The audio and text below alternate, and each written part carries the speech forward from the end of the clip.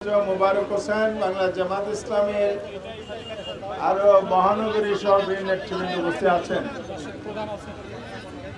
আমরা আজকে যে উদ্দেশ্যে গিয়েছিলাম এটা সম্পর্কে আজকের প্রধানমন্ত্রী বক্তব্য রাখবেন, তার বক্তব্যের মাধ্যমে তুলে ধরবেন।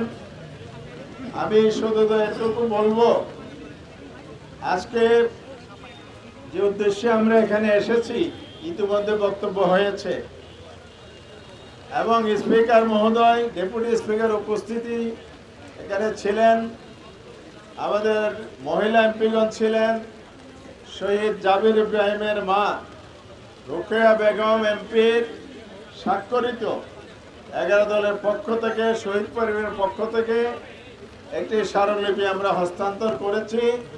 এ বিষয়ে প্রধানমন্ত্রী বক্তব্য রাখবেন, বর্ণনা করবেন। আমি সেটা না বলে জাতির উদ্দেশ্যে বলতে চাই, সরকার বিবেচনায় নিবে, এটা আমরা আশা করছি। জনগণের প্রত্যাশা পূরণ না করে এই পার্লামেন্ট চালাবেন জনগণ, এটা মানবে না। এবং ক্ষমতায় বসে জনগণের মতকে উপেক্ষা করে চলবেন, এটা জনগণ হতে দিবে না বাংলাদেশে। প্রয়োজনে জুলাইয়ের এই গণভোটের রায় বাস্তবায়নের জন্য আরেকটি জুলাই বিপ্লব হবে, তারপরও রাজপথ আমরা ছাড়ব না। বিচারের দাবি জানিয়েছি, বিচার করতে হবে। বিচার যদি না করেন তাহলে বাংলাদেশের জনগণ আপনাদেরকে বাধ্য করবে, কারণ আপনারা ক্ষমতায় এসেছেন রক্তাক্ত জুলাইয়ের শহীদদের রক্তের উপর দাঁড়িয়ে ক্ষমতায় বসে আছেন।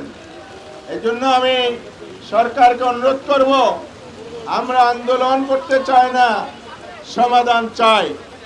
আসুন বন্ধুরা আমার, বৃষ্টি ভেজায় আন্দোলন, উত্তপ্ত আন্দোলন, ত্যাগের আন্দোলন হবে। যারা জীবন দিয়েছে তার সাথে বেশি কষ্ট বৃষ্টি ভেজা নয়, এটা মাথায় রেখে আগাইতে হবে। এই জন্য ধৈর্য ধরে প্রধানমন্ত্রীর বক্তব্য শুনবেন।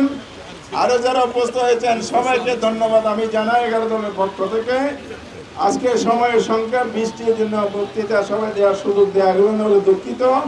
প্রধান অতিথি হিসেবে ডেলিগেটের যিনি নেতৃত্ব দিয়েছেন বাংলাদেশ জামাত ইসলামের সম্মানিত সেক্রেটারি জেনারেল সাবেক এমপি অধ্যাপক মিয়া গোলাম বক্তব্য রাখছেন।